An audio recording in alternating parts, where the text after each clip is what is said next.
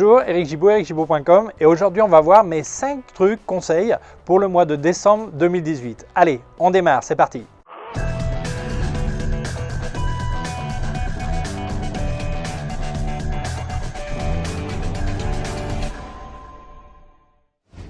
Alors avant tout, ce qui serait vraiment sympa, ça serait de faire un clic sur s'abonner à ma chaîne.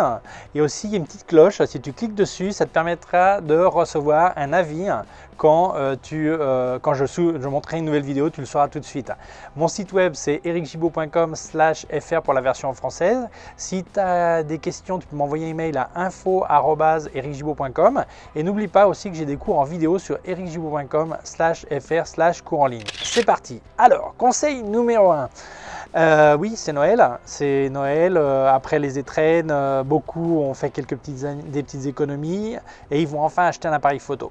Alors, avant d'acheter un appareil photo, c'est important de savoir pourquoi tu veux cet appareil photo. Quel genre de photo tu veux faire, si c'est du sport, du paysage, si ça va être dans des conditions humides, conditions dangereuses pour l'appareil, tout ça. Pense un petit peu à tout et en fonction de ça, tu choisis l'appareil. Et surtout, tu penses à un budget raisonnable. Beaucoup de gens dépensent des fortunes sur un appareil photo qu'ils vont ni amortir. Alors, de toute façon, l'amortissement, c'est quand c'est une notion commerciale, mais c'est un appareil photo qui dépense des sous, puis finalement, ils auraient pu faire la même chose avec moins cher en fait. Et surtout, n'écoute pas les autres. Beaucoup de gens vont te conseiller d'acheter l'appareil que eux ils aimeraient avoir et pas forcément l'appareil dont toi tu as besoin.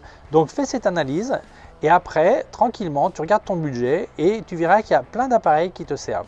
N'oublie pas qu'avec n'importe quel appareil, on peut faire une bonne photo. Évidemment, tous les appareils photo ne peuvent pas faire toutes les photos, mais avec de la créativité, comme c'est quand même le photographe qui fait la photo et non l'appareil, tu verras que même avec un appareil de base, tu pourras faire des trucs franchement super. Conseil numéro 2, là, tu entends peut-être un chien qui gueule dans le fond, là, c'est dans la maison d'à côté.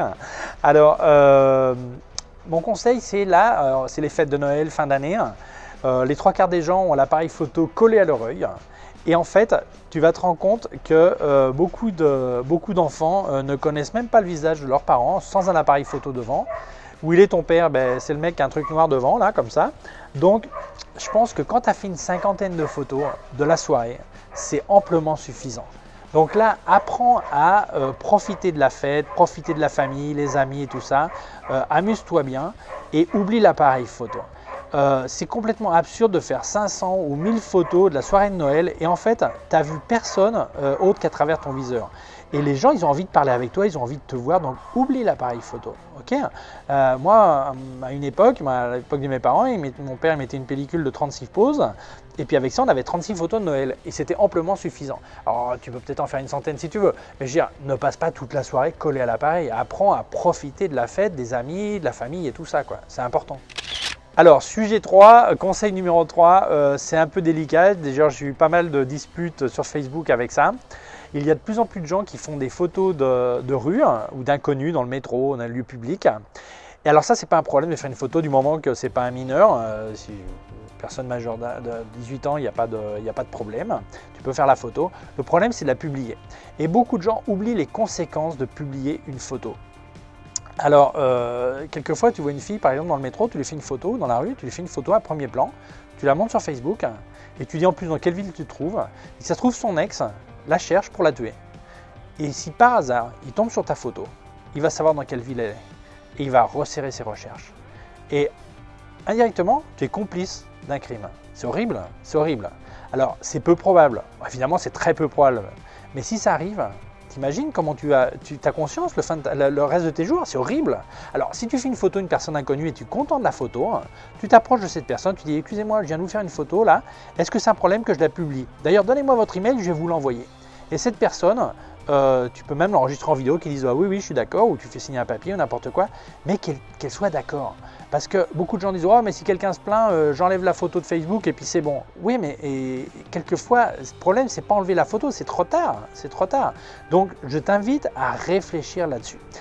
Et c'est vrai, beaucoup de gens disent « Ouais, mais en faisant ça, Douaneau et Cartier, ils n'auraient jamais, Cartier-Bresson, ils n'auraient jamais fait de photos de rue. » Oui, mais c'était une autre époque. Et puis, je ne veux pas dire que tu es mauvais photographe parce que je ne te connais pas, ni que tu es super photographe parce que je ne te connais pas non plus. Mais attends, avant de se comparer avec ces mecs, je pense qu'on a encore de la marge, quoi. Je pense. Donc, sincèrement, réfléchis avant de publier des photos d'inconnus. Entraîne-toi, fais les photos que tu veux, mais avant de les publier, réfléchis bien aux conséquences possibles pour ces gens. C'est très important. Alors, conseil, truc plutôt là, numéro 4. Souffler avant de frotter. Souvent, on voit de la poussière sur l'objectif ou sur l'appareil lui-même et on commence à frotter.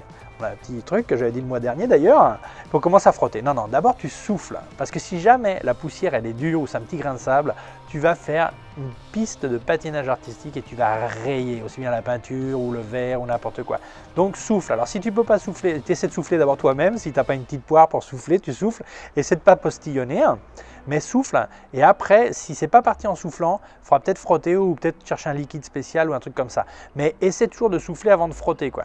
Moi je frotte, mais je souffle d'abord. Ou alors tu regardes bien qu'il n'y a vraiment pas une grosse poussière ou si c'est une empreinte, c'est pas forcément un problème de frotter.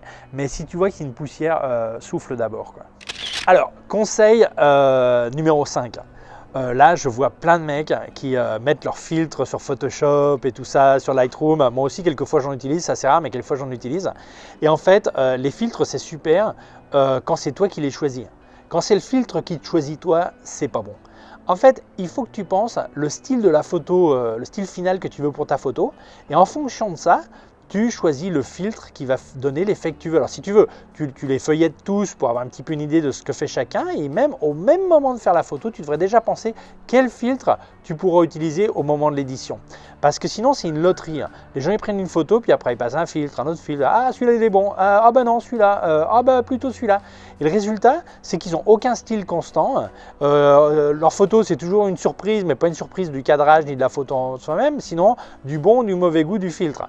Donc en fait, s'il te plaît, choisis tes filtres, ne les utilise pas tous et c'est toi qui décides, c'est pas le filtre qui te choisit. Et bien voilà, c'est terminé pour ces 5 trucs du mois de décembre 2018. Merci beaucoup. N'oublie pas de t'abonner sur ma chaîne YouTube, il y a un petit truc pour s'abonner en dessous et puis il y a une petite clochette. Si tu fais un clic, tu recevras les avis de mes nouvelles vidéos quand je les publie. Et puis pour me contacter, tu as toutes les infos dessous en description de la vidéo. Ok, à bientôt, ciao.